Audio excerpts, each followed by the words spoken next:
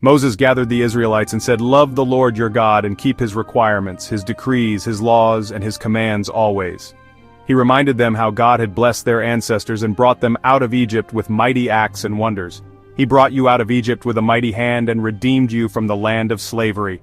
Moses explained that if they obeyed God's commands, they would live long and enjoy prosperity in the land he was giving them. He told them, "Fix these words of mine in your hearts and minds, tie them as symbols on your hands and bind them on your foreheads." Moses urged the people to teach God's laws to their children and to talk about them at home and on the road, whether sitting or walking. Moses warned the Israelites to be careful, that you do not forget the Lord who brought you out of Egypt. They must worship only at the place God would choose. Be careful not to sacrifice your burnt offerings anywhere you please. He also warned them about false prophets or anyone who might lead them away from God's commands.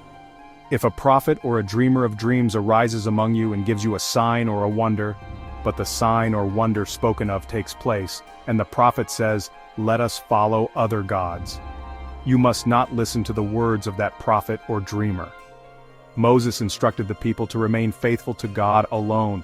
Moses called them to choose life so that you and your children may live.